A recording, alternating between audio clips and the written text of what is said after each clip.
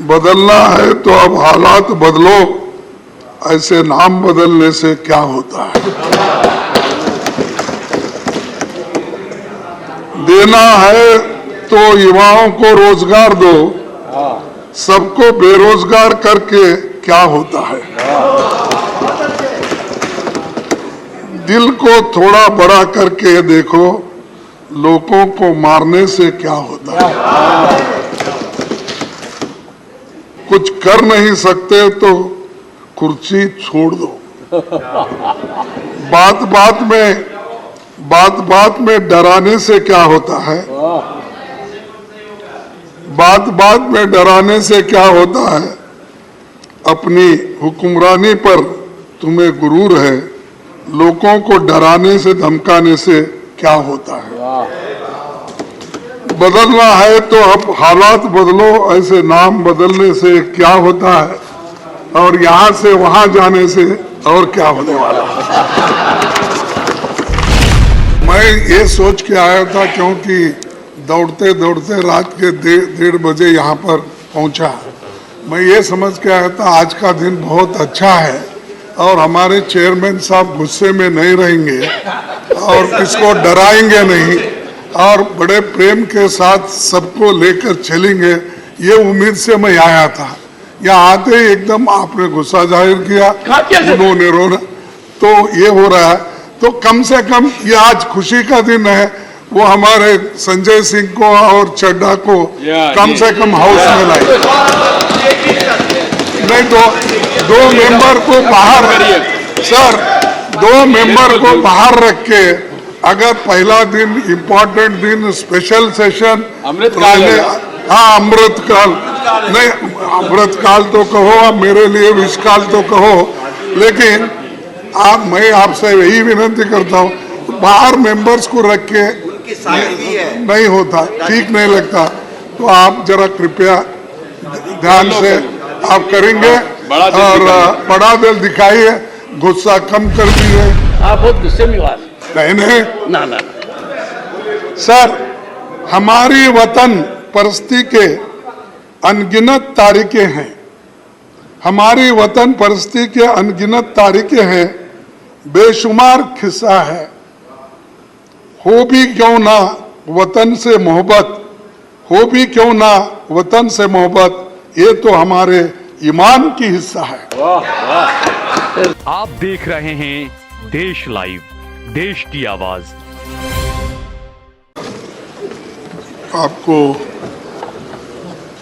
आपका मैं आभारी हूँ, क्योंकि मुझे आप जल्द बुलाए और अपनी बात रखने के लिए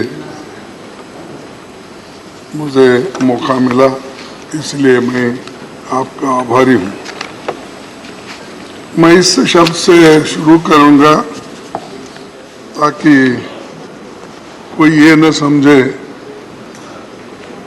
कि हमारे लिए ही ये बोल रहे हैं। मैं आम जनता जो बोलती है वही बात मैं यहाँ रख रहा हूँ। और संविधान, आगे ये भी बोलूँगा कि संविधान कैसा बना और संविधान के तहत हम कहाँ तक चल पाए और संविधान ने कितनी हमको आज़ादी दी है, उसका हम कहाँ तक किस ढंग से अच्छी तरीके से देश को बनाने में हम इस्तेमाल कर रहे हैं, ये बहुत बड़ी बात है। ठीक है, आपके भाषण में तो आपके अचीवमेंट भी आए, आपके अनुभव भी आए और आप जो चाहते थे उसको यहाँ पर रखने की कोशिश की है। लेकिन मैं इससे शुरू करता हूँ, बदलना है तो अब हालात बदलो। बदलना है तो अब हालात बदलो, ऐसे नाम बदलने से क्या होता है। देना है तो युवाओं को रोजगार दो, सबको बेरोजगार करके क्या होता है। दिल को थोड़ा बड़ा करके देखो, लोगों को मारने से क्या होता है। दिल को थोड़ा बड़ा करके देखो, लोगों के मारने से क्या होता है। कुछ कर नहीं सकते तो कुर्सी छोड़ दो। बात बात में डराने से क्या होता है। बात में डराने से क्या होता है। अपनी हुक्मरानी पर तुम्हें गुरूर है, लोगों को डराने से धमकाने से क्या होता है। बदलना है तो अब हालात बदलो, ऐसे नाम बदलने से क्या होता है, और यहां से वहां जाने से और क्या होने वाला है। सर, तो सबको गर्व है देश पे, और इसीलिए मैं कहूंगा कि जो संविधान आजादी के बाद बनी और इस संविधान के तहत हम सभी को चलना है और देश के लिए हम कुछ करना है। और इसमें मैं एक ही बात कहूंगा कि इस पार्लियामेंट्री जर्नी में 75 साल जो संविधान सभा का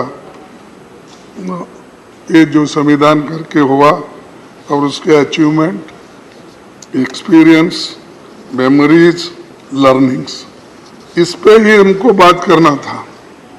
तो मैं इसी पे थोड़े शब्दों में बोलूंगा कि एक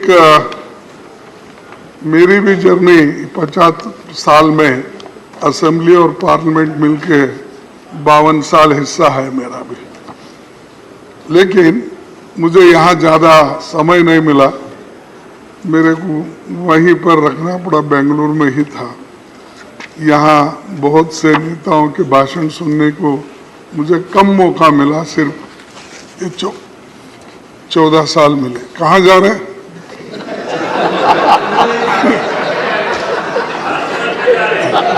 नहीं, बड़ी गड़बड़ी में जा रहे थे तो मुझे लगा, बड़ी गड़बड़ी में जा रहे तो मुझे लगा, तो इसलिए पूछा। ये टच करना कानून का उल्लंघन भी है। अब ये साहब हमारे हाउस में उल्लंघन बहुत होते हैं, फिर भी आप दिलदार हैं, उसको संभाल लेते हैं। उसीलिए मैं बोला उसको, संजय सिंह को और चड्डा को बुला लो। आगे वही चिंता थी मेरे को, उधर गए फिर क्या।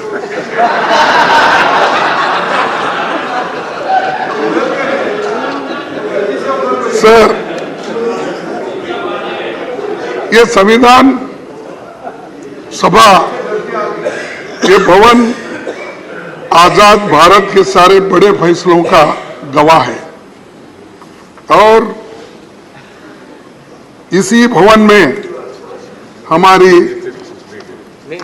संविधान सभा 11 सत्रों में 165 दिन बैठी। उसने 90,000 शब्दों वाला जो संविधान बनाया, वो 26 जनवरी 1950 को लागू हुआ। जब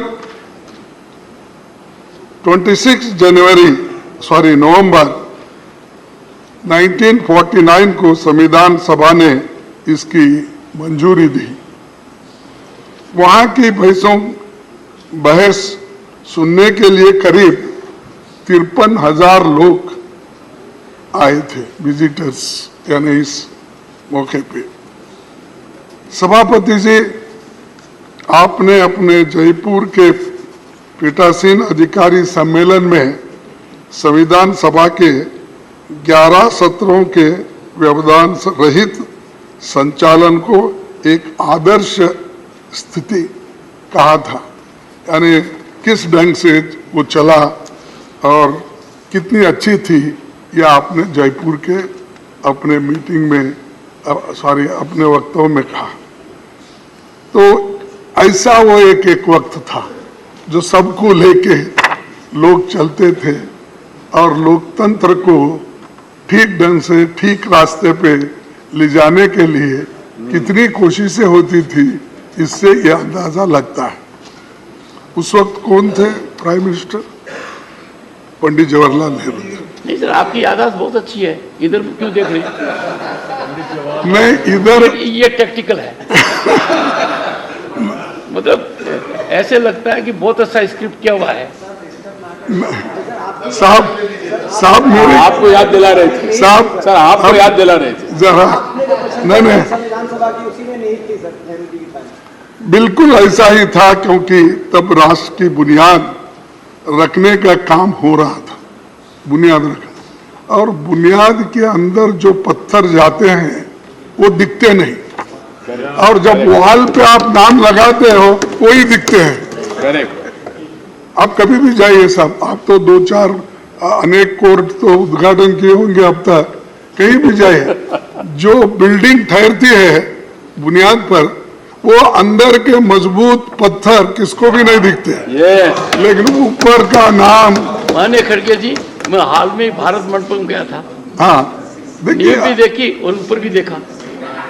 यही मैं बोल रहा हूँ, आप बहुत से लेकिन देखते हैं। दुनिया के नेताओं ने जो मुझे कहा, सर बोलने दीजिए, आश्चर्यचकित हो गया। सर बोलने दीजिए। उसकी नींव का भी आधार समझ में आ गया, ऊपर का भी समझ में आ गया। उसीलिए साहब इतने बिल्डिंग्स, आप कौन से भी इमारत बनी होगी, राजे रजवाड़ों के महल बने होंगे, और हमारी पार्लियामेंट बनी, पहले की पार्लियामेंट है, नई है, और कुछ कल जाने में अभी वो दिक्कत है, कौन देखे कौन नहीं दे, हमारी जगह कहाँ है वो भी ढूंढना पड़ेगा। उसमें मैं आपकी मदद करूंगा। अच्छा, और आज ही करूंगा। चलो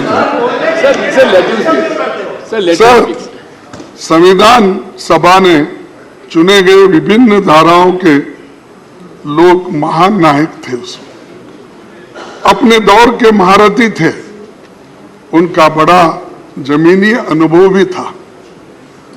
स्वतंत्रता, समानता, न्याय, मानवीय गरिमा और लोकतंत्र उनकी नसों में समाया था, क्योंकि उसके लिए ही तो वो लड़ रहे थे। इसीलिए संविधान निर्माताओं ने हमें जो संविधान दी है, वही हमें आज भी एक बनाए हुए हैं, और उसी ने राष्ट्र के लिए सशक्त ढांचा तैयार किया है। इसी कारण लोकतंत्र के सिद्धांत और व्यवहार आज जनता के स्वभाव का अभिन्न अंग है। भारतीय संविधान हमारा सबसे बड़ा मार्गदर्शक है। इसी के आधार पर संसदीय प्रणाली के हक में फैसला हुआ, और अडल्ट फ्रेंचाइज जो हमको मिला वो सबसे बड़ी बात है, क्योंकि आपको तो मालूम है, पहले जब वोटिंग पावर थी 1935 के इस एक्ट के तहत, हाँ, जो टैक्स देते हैं, जिनके पास जमीन है, जो पढ़े लिखे हैं, जो इनकम टैक्स पे करते हैं, ऐसे लोगों के लिए ही वोटिंग का अधिकार था। लेकिन हमने जो संविधान बनाया, पंडित जवाहरलाल नेहरू जी और डॉक्टर बाबा साहब अम्बेडकर, वल्लभ भाई पटेल, जितने भी महान नेता उस वक्त इस कॉन्स्टिट्यूंट असेंबली में थे, उन्होंने अडल्ट फ्रेंचाइज दिया। आप लिखो या आप पढ़े हो या अनपढ़ हो, आप गरीब हो या आप अमीर हो, सबको एक ही वोट, और उसका वैल्यू भी एक ही। करेक्ट। जो एक बड़ा अमीर आदमी, फर्ज करो अदानी के जैसा, उसको भी एक ही वोट, उसका वैल्यू भी एक ही वोट। लेकिन आज हमारे जो कर्मचारी है, छोटे लोग हैं, काम करते, उनको भी एक ही वोट। ये किसने दिया? ये कॉन्स्टिट्यूशन जो बनाने वाले कांग्रेस के उस वक्त आजादी, जिन्होंने आजादी के लिए लड़े और ये दिलाए और ये ढांचा बना।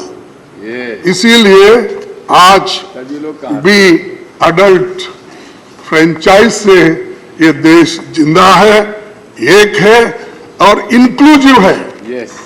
और ये इंक्लूसिव बोले तो थोड़ा सा डर होता है उनको।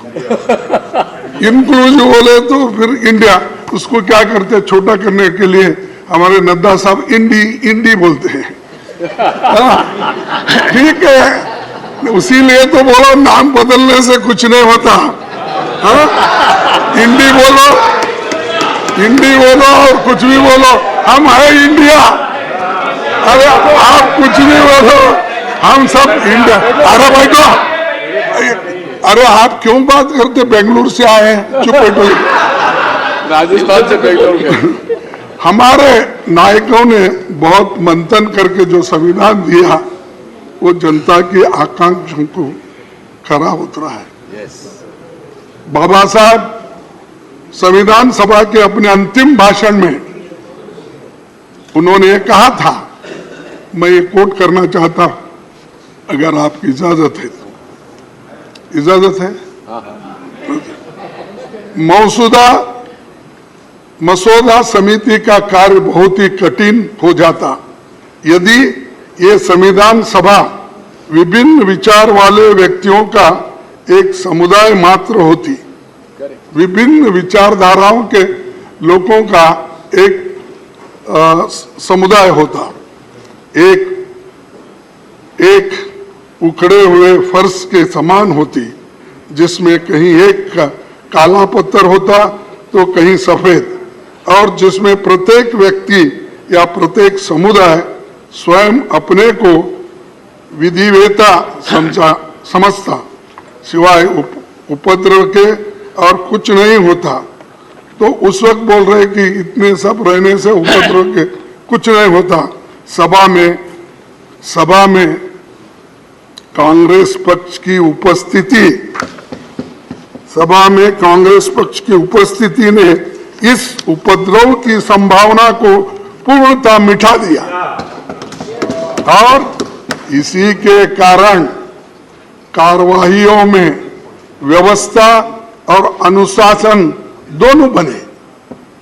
कांग्रेस पक्ष के अनुशासन के कारण ही मसौदा समिति यह निश्चित रूप में जानकर कि प्रत्येक अनुच्छेद और प्रत्येक संशोधन का क्या भाग्य होगा, इस संविधान का संचालन कर बैठी।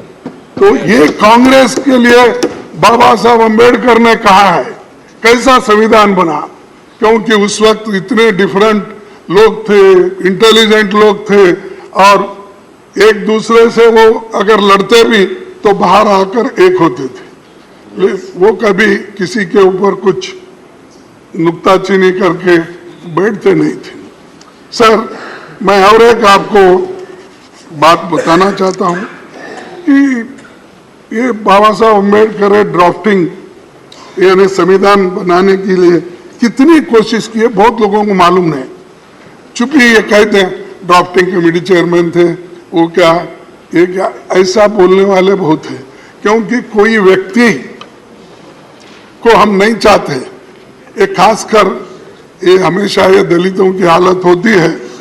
तो जब उन्होंने इतना कष्ट करके रात दिन बैठ के जो संविधान उन्होंने बनाया, इसीलिए उसमें एक टीटी कृष्णमाचारी का एक कहावत अपना स्टेटमेंट है, मैं आपके सामने पढ़ के।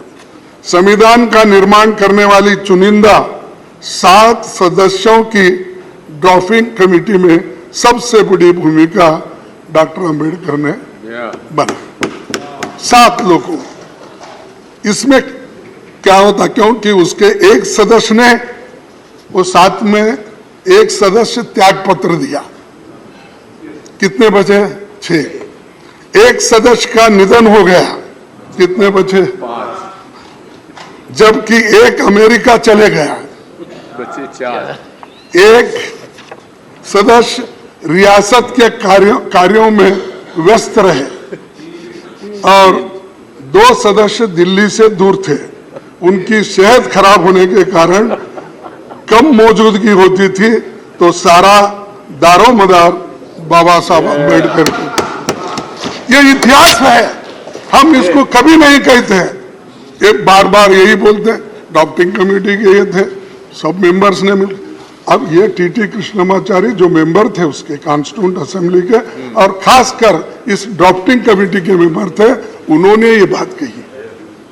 तो एक व्यक्ति देश बदलने के लिए, संविधान को मजबूत करने के लिए, लोकतंत्र को मजबूत करने के लिए और कॉन्स्टिट्यूशन को जीवित रखने के लिए सबसे कंसल्ट करके कंसेंसस जो बनाते हैं, वो किसके जमाने में हुआ?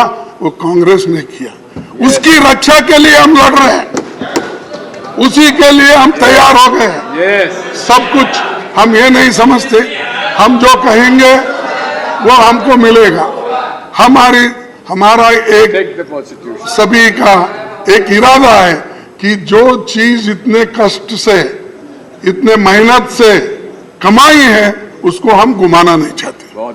तो इसलिए सर, आपको और एक यही बात करूंगा कि इसके बाद 1950 में भारत ने जब लोकतंत्र अपनाया तो बहुत से विदेशी विद्वानों को लगता था कि यहाँ लोकतंत्र विफल हो जाएगा, क्योंकि ये करोड़ों अंगूठे छाप लोग हैं। तब ब्रिटिश प्रधानमंत्री, आपको तो मालूम है, फिर मैं बोलने की आवश्यकता नहीं है, फिर भी चर्चिल ने यहां तक कहा था, अंग्रेज चले गए तो उनके द्वारा स्थापित न्यायपालिका, स्वास्थ्य सेवाएं, रेलवे और लोक निर्माण का पूरा तंत्र खत्म हो जाएगा। ये चर्चिल ने कहा। यानी इतना अंडरमाइन किया हमको कि ये लोग अनपढ़ है, अंगूठे छाप है, ये लोग क्या करेंगे, डेमोक्रेसी को कैसा टिकाएंगे। लेकिन हमने टिका के दिखाया, हमने इसको मजबूत करा, इसका संरक्षण किया। और बार बार हमको टोका जाता है, 70 साल में आपने क्या किया? अरे 70 साल में तो यही किया हमने, इसको मजबूती दी, इसको मजबूती दी हमने, लोकतंत्र को बचाया हमने, और संविधान को लेकर हमने आगे बढ़े। और बार बार आपके पास कुछ नहीं बोलने के लिए, ये बोल तो जाओ, और कितने दिन बोलते जाओ। सर, तब वर्ल्ड वार 2 में, उसके बाद में 7 आजाद हुए देशों में सैनिक तानाशाही थी, फिर भी हमारे लोग मजबूती के साथ इस देश में इस संविधान को टिकाया, डेमोक्रेसी को टिकाया। लेकिन हमारे यहाँ सत्ता का हस्तांतरण गोली या बंदूक से नहीं हुआ। महात्मा गांधी जी हमें जो आजादी दिलाए, वो सिर्फ नॉन वायलेंस, नॉन कोऑपरेशन से। और इसीलिए हमारी जो संविधान में हमारी जो आदर्श हमारे सामने हैं, उनके वजह से आज सभी लोग इसका पालन करते हैं और इसको आगे ले जाते हैं। दूसरी बात मैं कहूँगा कि इस भवन में 75 सालों के दौरान देश की किस्मत बदली है और देश की सूरत बदलने वाली तमाम कानूनें यहाँ बनी हैं। जमींदारी अबोलिशन, छुआछूत मिटाने का, ओबीसी का आरक्षण के लिए कानून यहाँ बने, यहाँ तक कि ईडब्ल्यूएस के भी बने। सभापति जी ने, मैं पहले प्रधानमंत्री नेहरू जी का खास तौर पर जिक्र करना चाहता हूँ। उनका मानना था कि संसद सभी तभी तक प्रासंगिक है जब एक समय की बदलती जरूरतों के मुताबिक निरंतर विकसित गतिशील संस्था बनी रहती है। तेजी से बदलाव के दौर में संसद की तेजी से काम करना होगा, ये नेहरू जी का कहना है। तो हम तो कोऑपरेट कर रहे तेजी से काम करने के लिए, लेकिन कभी कभी झगड़े की बात ही ज्यादा होती है। सर, नेहरू जी के पहले कैबिनेट में कैसा, यानी मैं ये बता रहा हूं कि कैसे डेमोक्रेटिक वे से पहले चलती थी। नेहरू जी के कैबिनेट में वो सबको अपने साथ लेके चलते थे। उन्होंने जो पहली कैबिनेट बनाई उसमें सबसे योग्य लोगों को शामिल किया। जो कांग्रेस में नहीं थे वैसे 5 लोगों को शामिल किया। साहब, उन्होंने तो 5 अपोजिशन के लोगों को शामिल किया, उनसे सहमति नहीं होती थी उनको किया। आप तो हमारी छाया भी नहीं देखना चाहते। उन्होंने पहली कैबिनेट बनाई थी बाबा साहब और श्याम प्रसाद मुखर्जी साहब समेत 5 दूसरे धारा के विचारधारा के लोग थे। अब हो सकता है सर? ये कब तक चली सर? हाँ, ये परंपरा कब तक चली? नहीं, ये नहीं, देखिए, जब तक नहीं, उसके बाद में तो हर पार्टी हर विचारधारा के लोग अपना अपना फ्लैग लेके निकले। जब झंडे अलग हो गए, लेकिन इसको बुनियाद डालने के लिए, शान करने के लिए, सबको लेके जाने के लिए ये काम उन्होंने किया। अब तक तो चल रहा है, लेकिन एक कि आप अपोजिशन को सहन नहीं करते, उन्होंने सहन करके अपने कैबिनेट में लिया।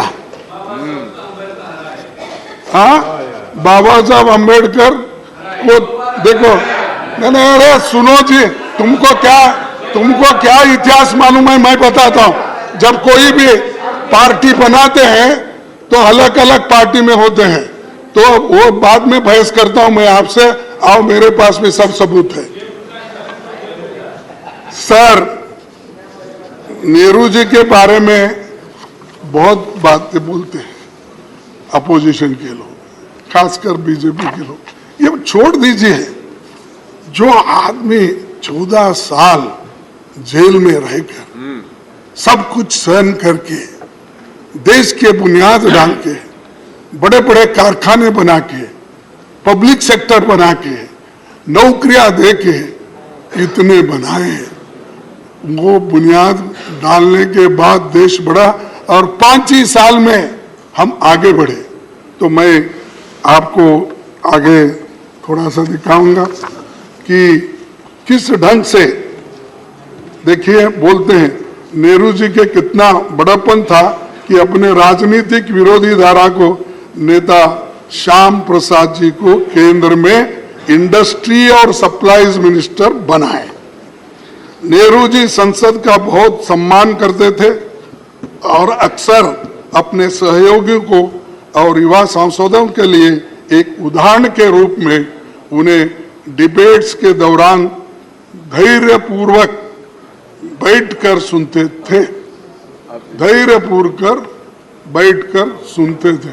अब अंदर भी नहीं आते, वो तो धैर्य के अनुसार सुनते थे, लेकिन यहाँ अंदर भी नहीं आते प्राइम मिनिस्टर।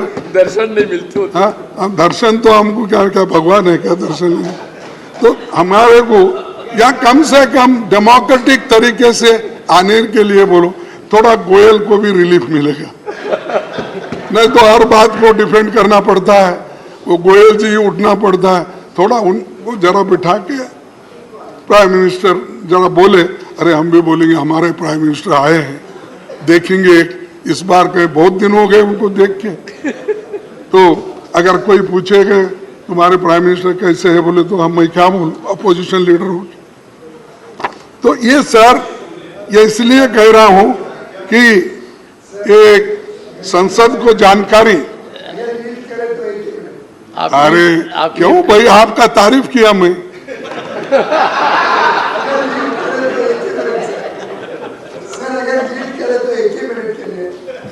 जब प्रधानमंत्री जी यहाँ पे आते हैं तो आप लोग बाहर चले जाते हो।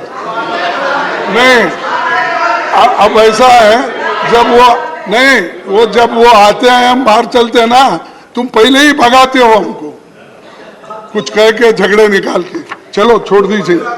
नेहरू जी, अरे सब मालूम है आप कहाँ बिठाते, कैसा करते। सुनो, अब नेहरू जी महत्वपूर्ण मुद्दों पर लगातार विपक्षी नेताओं से मिलते रहते थे। प्रमुख मुद्दों पर बहस के दौरान सांसदों की बातें ध्यान से सुना करते थे। नेहरू जी ने तो यहां तक कहा था, मुझे इस सदन की शक्तियों से ईर्ष्या है और मैं नहीं चाहूंगा कि कोई उन शक्तियों को सीमित कर दे। यानी इतना बड़ापन, मैं किसी को सीमित करना नहीं चाहता, सुनना चाहता हूं, सबकी ओपिनियन लेना चाहता हूं। तो ये बात उन्होंने कही। आज क्या होता है, कोई सुनने, हमारे को सुने तो भी हमारी बात सुनने के लिए कोई नहीं आते, तो बार बार यही कहते हैं कि अब उन्होंने कहा, नेहरू जी के विचार था, मजबूत विपक्ष न होने का अर्थ है व्यवस्था में महत्वपूर्ण खामियां हैं। अगर मजबूत विपक्ष नहीं है तो वो ठीक नहीं है, नेहरू जी का कहना। अब तो मजबूत विपक्ष है तो उसको ईडी, सीबीआई कमजोर कैसा करना, कमजोर कैसा करना इधर है। अगर कोई है भी है, इमीडिएटली उसको लेना, कमजोर करना, फिर वॉशिंग मशीन में डालना, क्लीन होके बाहर आएगा, वहीं पर परमानेंट रहेगा। सर, लेकिन आज क्या हो रहा है ये सब देख रहे हैं। संसद में पीएम साहब कभी कभार आते हैं, जब आते हैं तो इवेंट बनाकर चले जाते हैं। मणिपुर साहब, आपको तो मालूम है, 3 मई से आज तक दंगे चल रहे हैं, आज तक लोगों को मार रहे हैं, घर जला रहे हैं, आज एक मर गया। तो कितने, इसके बारे में एक स्टेटमेंट दो। हमने इतनी कोशिश की साहब, जरा आप, कोशिश तो मैंने की थी। नहीं आपने की कोशिश थी, तो मेरी तरफ से थी सब। नहीं कि हर हालत में चर्चा हो, नहीं आधी रात तक चर्चा हो। बोलने दीजिए सर, शक्ति जी। नहीं आप, अरे भाई तुम क्यों ये उनको इरिटेट करते हो। सर, आप तो कोशिश किए हैं, लेकिन आपके बातों को भी वो नहीं मानते। ये मुश्किल है ना, आप हमको बोलते हैं, उसीलिए हम बार बार आपके तरफ देखते हैं। तो जब हम आपके तरफ देते तो फिर आप उनके तरफ देखते हैं। तो इसलिए खड़गे जी, मैं मजबूर नहीं हूँ, मजबूत हूँ। आप मेरी मजबूत बात को मानते तो नहीं, लोकसभा से पहले चर्चा होती, ज्यादा सार्थक चर्चा होती। अरे साहब, डेमोक्रेसी में प्रधानमंत्री और गृह मंत्री ने लोकसभा में कहा, मैंने बड़ी कोशिश की कि इस सदन में व्यापक चर्चा हो, आपने होने नहीं दी सर। नहीं आपने नहीं होने दी। ये देखिए 267 सर, 267 ये देखिए, ठीक, अरे वो बात गई, जाने दो, बात गई और रात गई कुछ। नंबर में नहीं आते। लेकिन आज क्या हो रहा है इम्पोर्टेंट बात। ये सब देख रहे हैं। सर, वो देश के कोने कोने में जाते हैं, लेकिन मणिपुर क्यों नहीं जाते। सर, पहले आपको शिकायत थी कि वो आपकी कॉन्स्टिट्यूंसी में क्यों गए? नहीं बोल, आपने यहाँ पर कहा था। मैं नहीं बोला। माननीय वो खड़गे आने जी, दो। आपने इस सदन में कहा था नहीं। कि वो मेरे कॉन्स्टिट्यूंसी में क्यों जाते हैं? नहीं साहब, वो आने दो मेरे कॉन्स्टिट्यूंसी में। कुछ काम करके दिखा के, कुछ तो करते नहीं। लेकिन खैर, डेमोक्रेसी में हार जीत तो अलग है, लेकिन आते हैं तो इवेंट बना के चले जाते। मैं चाहता था वो गुलबर्गे में एक डिवीजन बने, मैं चाहता था वहाँ एक फैक्ट्री मैंने बनाया था उसको शुरू करे, मैं चाहता था वहाँ पर सेंट्रल यूनिवर्सिटी है वो कुछ इम्प्रूव करे। और कहाँ हमारे यादव साहब, कहाँ है हमारे लेबर मिनिस्टर, उनसे तो मैं आते जाते नमस्ते करता हूँ, साहब मेरा क्या हुआ, एक एम्स बना के दो, वहाँ बहुत बड़ा हॉस्पिटल बना है, तो वो उनके कंट्रोल में है, उन्होंने क्यों उसको इंटरेस्ट नहीं ले रहे। जब तक मोदी साहब का परमिशन नहीं मिलता तब तक वो नहीं देंगे।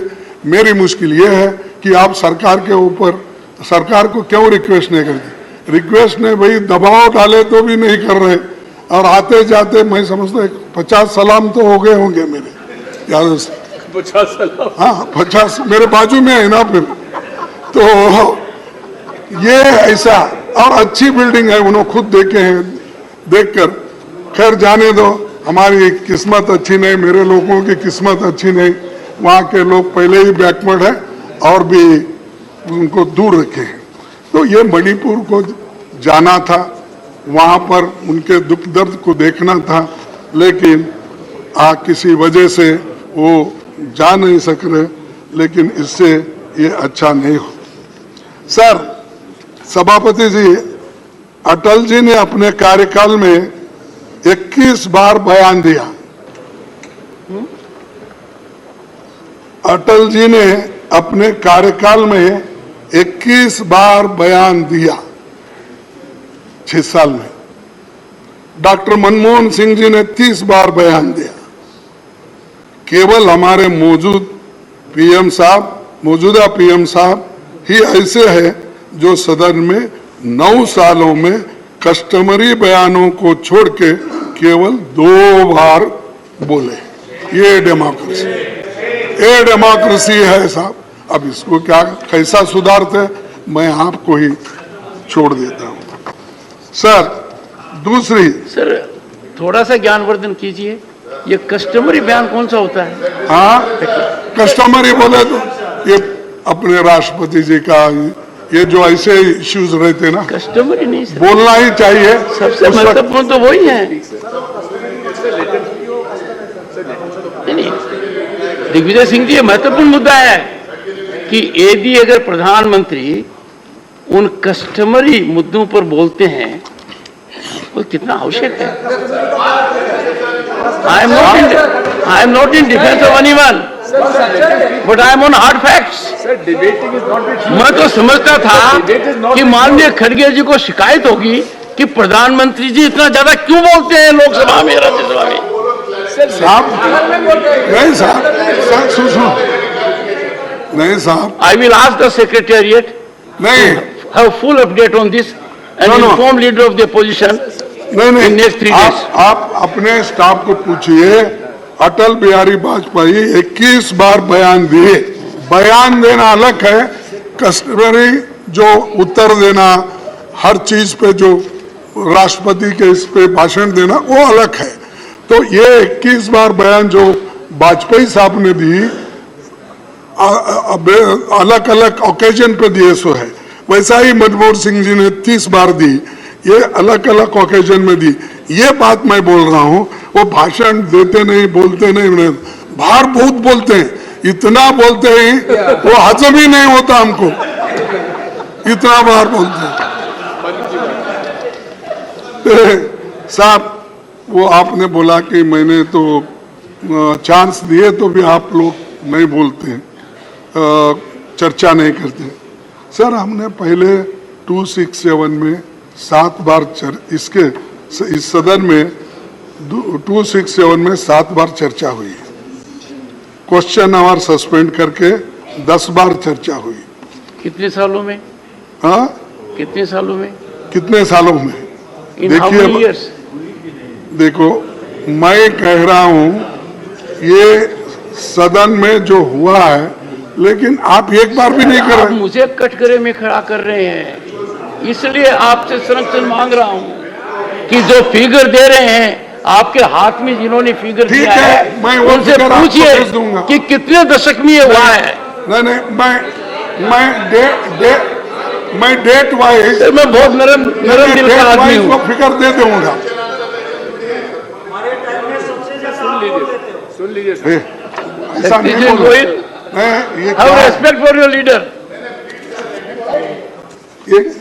चुप बैठो भाई। तो आपको चेयरमैन साहब को ऐसा नहीं सताना चाहिए। सर पहले तो आप उकसाते हो और फिर उनको डांटते हो। नहीं, वो ऐसा बीच में बोल। आपने पहले वाली बात भी बहुत सही कही थी। I became कानून बनाने के when leader of opposition declined to see me in the chamber at my request. Yes, I noticed it.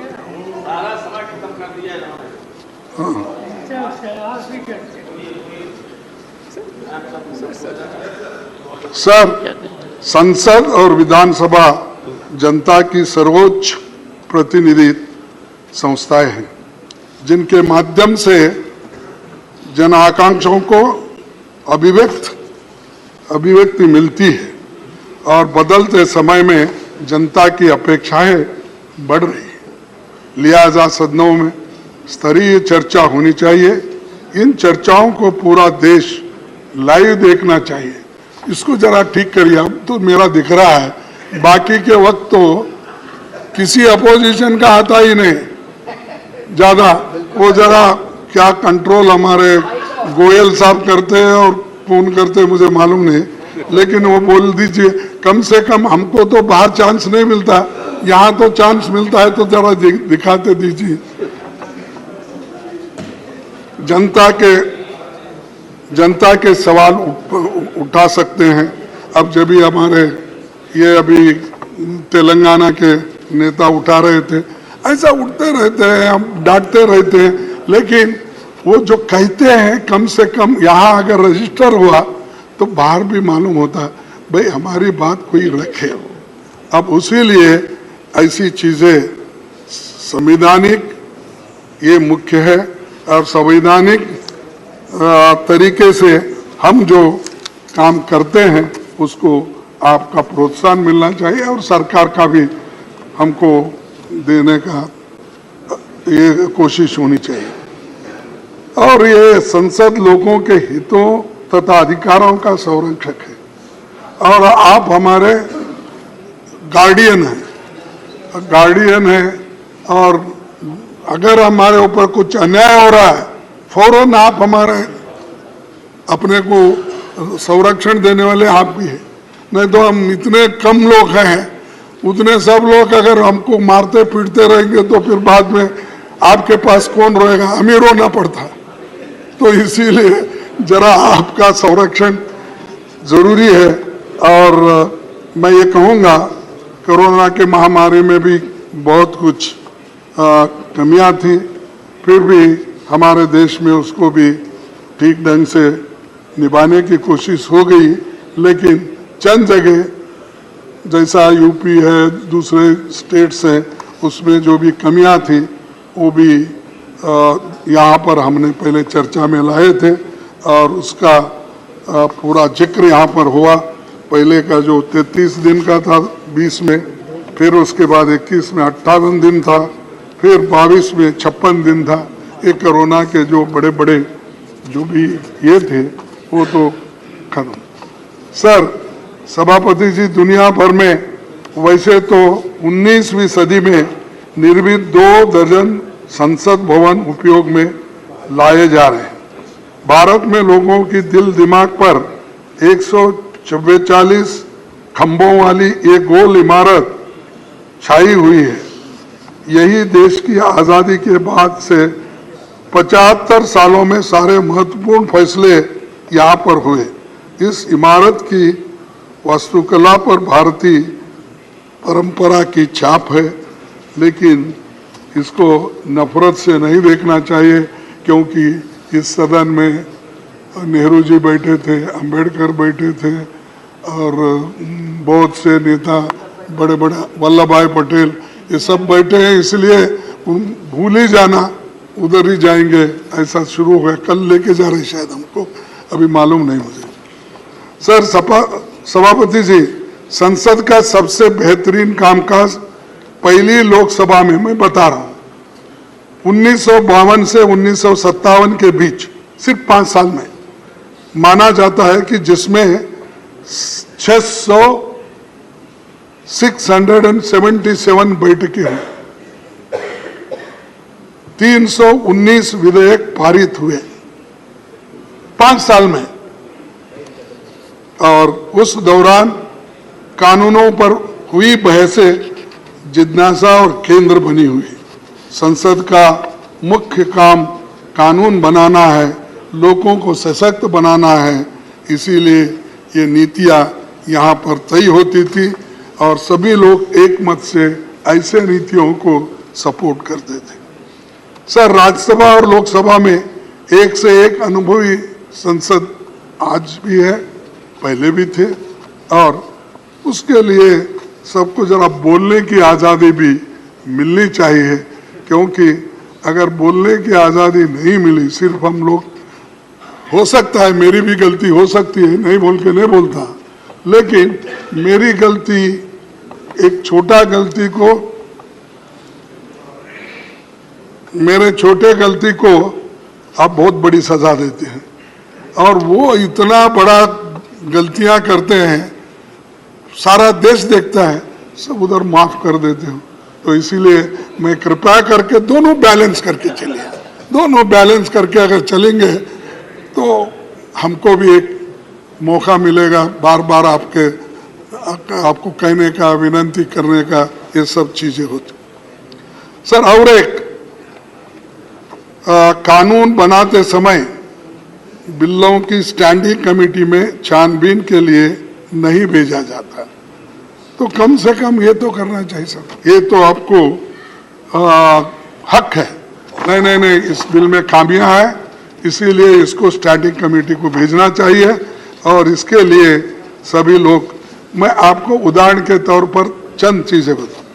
कमेटियों को भेजे जाने वाले बिल्स का प्रतिशत 2009 और 14 के दौरान 71% था, 71% था। वहीं 16वीं लोकसभा में 2014 से 2019 के बीच घटकर 27% हो गया, रह गया, और 2019 के बाद इसमें इतनी गिरावट आ गई 13% रह गया। साहब, कहा 71%, और फिर पूछते हैं आपने क्या किया, क्या किया? यही किया हम, 71% स्टैंडिंग कमेटी को भेजा छानबीन करके, और आपने क्या किया? 13%, 27%। ये है, इससे बिल कैसे स्क्रूटनाइज होंगे? वो जैसा दिल में आया वैसा हो जाएगा, फिर बाद में हम पछताएंगे, फिर सुप्रीम कोर्ट बोलेगा इसको छानबीन करके नहीं लाए, और वहां के सभी एमपी और राज्यसभा के मेंबर, लोकसभा के मेंबर शायद अनपढ़ होंगे, समझते नहीं, वैसा ही भेज दिए। तो उधर से एक टिप्पणी हमको सुप्रीम कोर्ट से, बाकी के जनता लोग ये कहते हैं कि भाई हमारे बारे में ये सोचते नहीं, सोच कर कानून नहीं बनाते, लेकिन आप गड़बड़ी में इतने कानून भेज देते हो, वो बुलेट ट्रेन से भी फास्ट आता है, बुलेट ट्रेन से भी फास्ट बिल पास होते हैं। तो इसीलिए सर, मैं अभी 5 मिनट लूंगा, फिर आपको बोर नहीं करूंगा। आपने देखा समय खत्म हो गया, 5 मिनट से। आज आलम यह है कि सरकार विधेयकों को सीमित समय में पारित कराने से लेकर सदनों की बैठक कम से कम कराने की कोशिश में चली। इस कारण कानून की गुणवत्ता वैसी नहीं रहती जो व्यापक विचार मंथन या छानबीन से गुजरे कानूनों की होती है। आज आलम यह भी है, 2021 में भारत के प्रधान न्यायाधीश ने कहा कि बिना व्यापक बहस के जल्दबाजी में संसद में कानून बनाने से गंभीर खामियां रह जाती है, कई पहलू अस्पष्ट रह जाते हैं। वही बात मैंने कहा, और ये इसके हालत ये नहीं होती थी कि लोग यहाँ पर बॉर्डर पे किसान हमारे बैठ नहीं सकते थे। 3 कृषि कानून ऐसी जल्दबाजी में किए कि वो तीनों कानून फिर बाद में एजिटेशन होने के बाद ठहरना पड़ा। तो ये ऐसे करने से किसान भी है, आज हमारे ऊपर नाराज है कि पार्लियामेंट ऐसा क्यों करती है। और एक सर, 30 जनवरी 2011 को तत्कालीन विपक्ष नेता अरुण जेटली जी ये बात किए थे।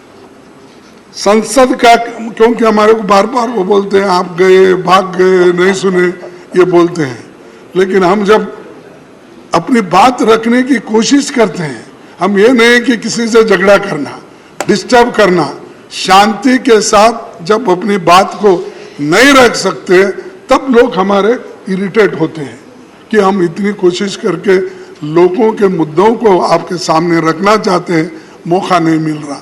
ये होता है, किसी से दुश्मनी नहीं है, हम सब एक ही हैं और सभी मिलके ही देश के भलाई में सोचते हैं। तरीके अलग अलग होंगे।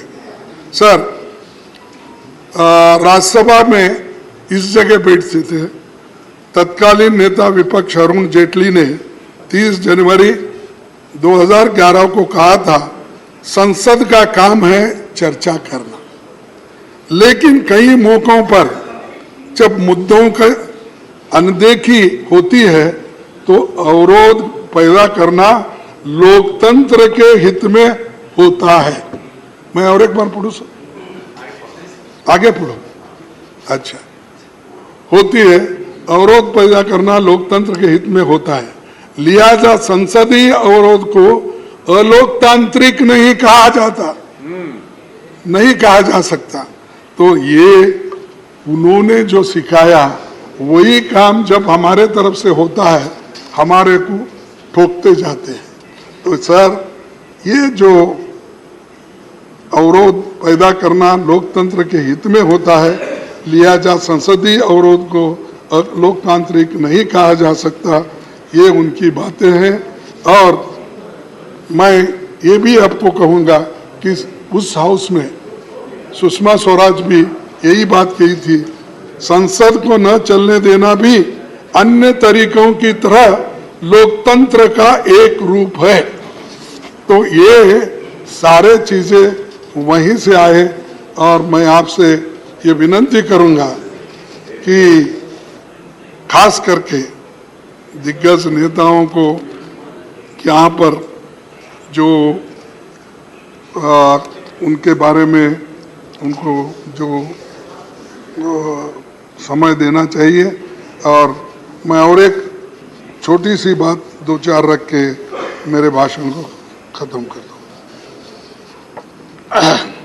विपक्षी नेताओं के कई प्रमुख तथ्यों को सत्ता पक्ष की मांग पर कार्रवाई से बाहर निकाला जाता है और उसके लिए ही मैं आपको पहले आते ही विनती किया, छोटी मोटी चीजें जब होती है, आप तो ऊपर हैं हम सबसे, हम नीचे हैं, तो हमारे ऊपर पहला हाथ आप ही का आता है क्योंकि हम नीचे रहने से।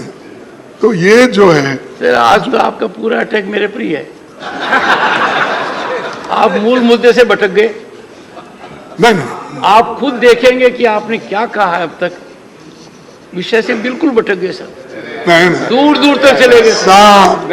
ये तो समय और देश की जनता उम्मीद करती थी कि यहाँ से ऐसा मैसेज जाएगा कि आगे का रास्ता कैसे होगा। जैसे देखो साहब, एक सेकंड, आपने खड़गे जी कहा, कौन बोल रहे हैं?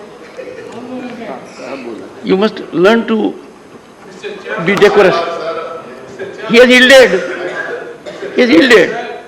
पहली बार सदन में कुछ डेकोरम हो रहा है तो परेशानी क्यों होनी चाहिए?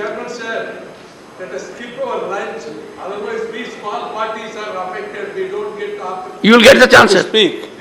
You are a very senior member. You will get the chance. Sir, I agree. We may skip the lunch at Microsoft's request. Good idea. It's a good idea. But that I will do at 1 o'clock. That I will do at 1 o'clock. Yes, sir. खड़गे जी, हाँ, मैं माननीय सदस्यगण को हाँ, appeal करूंगा और लगातार मैंने ये बात कही है और गहन चिंतन और मंथन के बाद कही है कि कब तक हम पास्ट प्रेसिडेंट को लेकर हाउस को डिस्टर्ब करते रहेंगे? कब तक हम डिस्टर्बेंस को जस्टिफाई करते रहेंगे? आप अंदाजा लगाइए खड़गे जी, मेरे पर क्या बीत रही होगी जब आप बोल रहे थे कि मुझे बोलने नहीं देते हो। मैं इतना आकलन करता हूं और दुखी होता हूं कि जहां पार्टिसिपेशन हो सकता था वहां आप लोग थे नहीं। मतलब आप अंदाजा लगाइए, if leader of the opposition would rise on this critical occasion to sanctify disturbance, disruption. आपने खुद कॉन्स्टिट्यूंट असेंबली को कोट किया है, वहां तो कभी नहीं हुआ। So why are you commentating on his speech? Jairam ji, Very wrong, sir. Jairam ji, Let him finish. this is not a good habit. Let him finish. No, you are a victim of this habit. Let him finish. Don't have this habit. Don't have this habit. No, this is not a. When the honorable LOP has yielded, why are you being super LOP? Because you want to listen. You can't be. He doesn't need assistance. You want to listen to him. No. You want to listen to him, but it is regulated by the chair. Otherwise, come and sit here and control it. Sir, Every time, I have no desire to sit there.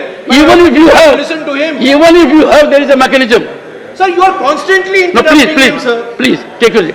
तो माननीय खड़गे जी, this is a rare historic occasion where after taking note of 75 years, we are required to unfold a vision for next 25-50 years.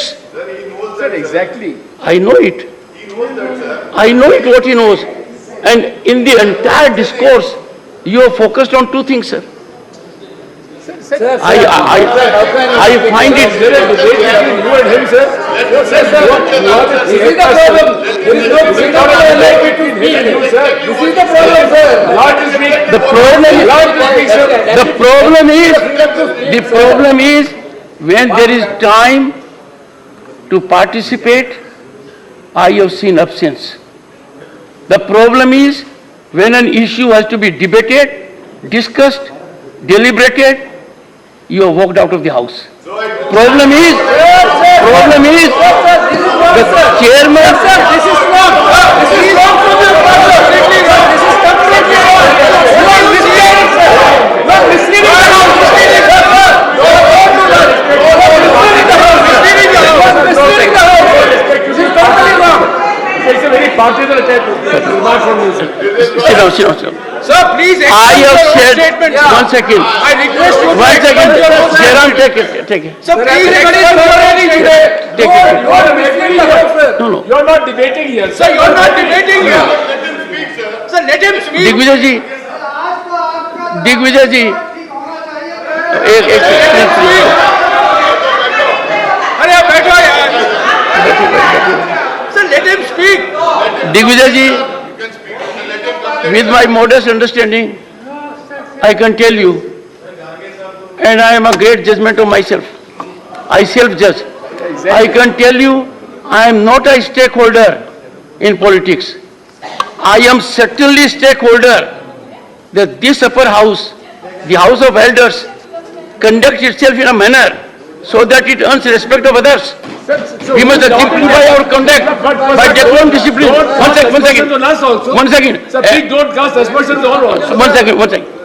Sir, Would you approve that two honorable members should every time come to the rescue of LOP? Is it not an insult to the position he holds? Sir, allow him to speak.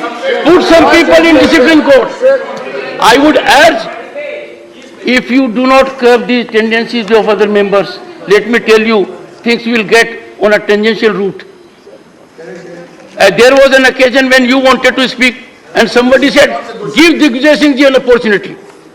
In the process, the honorable member was insulting you, insulting me. We don't want that. Okay. So all I say is, we have had some discussion. We have to emanate from this theatre sir, a मैं तो most खत्म important करता हूँ. message to the world outside. Sir, that applies to all of us. Including the Conclude, sir. Honorable members, with the sense of the House, we are continuing during the lunch recess as well. Go ahead. Sir, thank you, sir. क्या tolerance अच्छा बस आपने thank you तो कहा sir सभापति जी, मैं ज्यादा बात नहीं करना चाहता हूं क्योंकि अब टेंशन में आ रहा मामला। तो सर, हम बहुत दिन से ये कोशिश कर रहे हैं, सभी की इच्छा है कि महिला रिजर्वेशन का बिल आना चाहिए और महिलाओं को देना चाहिए जो ड्यू है। आज तक हमने सब कोशिश की, लेकिन अब मैं समझता हूँ जब आप ये मुद्दा उठाएंगे तो जरूर आपके बात को मान्यता वो दे देंगे। तो मैं ये आंकड़े इसलिए देता हूँ थोड़े से। सर सभापति जी, दुनिया बदल गई है। इस समय राज्यसभा में 10% और लोकसभा में 14% महिला सांसद है। विधानसभाओं में महिलाओं की भागीदारी 10% है। 1952 में नेहरू जी के प्रधानमंत्री काल में पहली लोकसभा में केवल वो भी 5% सांसद महिलाएं थी, लेकिन 70 साल के बाद भी आज 14, 15, 10 के अंदर ही है महिला थी। तो अमेरिकी, मैं और भी आंकड़े देता हूं कि महिलाओं को दूसरे जगह भी ऐसा ही हो रहा। अमेरिकी संसद में 2%, ब्रिटेन में 3% महिला सांसद थे। आज अमेरिका की संसद में 28% और ब्रिटेन में 33% महिला सांसद आज है। तो इसीलिए मैं आपसे गुजारिश करूंगा कि इस महिलाओं का जो बिल है इसको आप ये कर दीजिए। और दूसरी चीज, अनएम्प्लॉयमेंट की बात चल रही है कि क्योंकि इस 75 साल में हम जब बात करते हैं, इधर इधर अनएम्प्लॉयमेंट इतना बढ़ रहा है, इतना बढ़ रहा। 8 करोड़ लोग एजुकेटेड वो आज रास्ते पे है। और इन्फ्लेशन तो सब बढ़ रहा है, आपको मालूम है। वो कोई टमाटर डाल के आए तो आपने बहुत उसको डांटा। वो हकीकत थी 400 रुपये, 500 रुपये। शायद आप मकान में नहीं पूछे शायद कि आजकल टमाटर की, प्याज की, तेल की, दाल की क्या कीमत है। वो हिसाब आप नहीं पूछ रहे क्योंकि पूरा जिम्मेदारी उनको वहाँ छोड़े और बाकी का जिम्मेदारी आप यहाँ लिए, इसीलिए जरा मुश्किल होगा उनका। लेकिन ये जरूरी है, इन्फ्लेशन कंट्रोल करना इम्पोर्टेंट है, नहीं तो डिस्ट्रॉय हो जाएगा डेमोक्रेसी। अनएम्प्लॉयमेंट अगर बढ़ती गई तो डेमोक्रेसी नहीं रहेगी। इसीलिए मैं आपसे विनती करता हूं कि इन चीजों को कुछ उत्तर दे। सिर्फ हमने वो किया, ये ठीक है, G2 ठीक है, G2 क्या G20 सर नहीं, क्योंकि वो जीरो में कमल का फूल ही दिखता था। अब देखिए साहब, वो आप देखिए, वेरी गुड। हाँ आप देखिए, वो कभी भी एडवर्टाइजमेंट। खड़गे जी, आपका स्तरीय नहीं है, आपका स्तर नहीं है, आपका स्तर नहीं है। तो मेहरबानी करके G20 की मजाक मत उड़ाइए। G20 बहुत अरे मजाक नहीं भाई, लेकिन सर शायद माननीय leader of the opposition Congress के अध्यक्ष भी है, उनको तो सिर्फ 2G दिखता है, 1G एंड सन-जी, 2G दिखता है। अरे ये देखो सर, मैं ईमानदारी के साथ कहता हूं, देश की जब बात आती है उसमें हम सब लोग एक है, उसमें कोई फर्क नहीं। लेकिन तुम बार बार वो गुत्ता मत लो, तुम भी पैट्रियट हो। पैट्रियट हमारे लोग हैं, जान हमारे लोग दिए, मर गए हमारे लोग, मजा आप उठा रहे हो और हमको सिखाते हो। सर आखिरी एक बात कह के आज आप बहुत एजिटेटेड हो। मैं खत्म करता हूं। नहीं, आज आप बहुत एजिटेटेड हो। हाँ? आप बहुत गुस्से में हो आज। नहीं ना ना सर, हमारी वतन परिस्थिति के अनगिनत तारीखें हैं, हमारी वतन परिस्थिति के अनगिनत तारीखें हैं, बेशुमार किस्सा है। हो भी क्यों ना वतन से मोहब्बत, हो भी क्यों ना वतन से मोहब्बत, ये तो हमारे ईमान की हिस्सा है। तो धन्यवाद सर, आपने इतना टाइम दिया।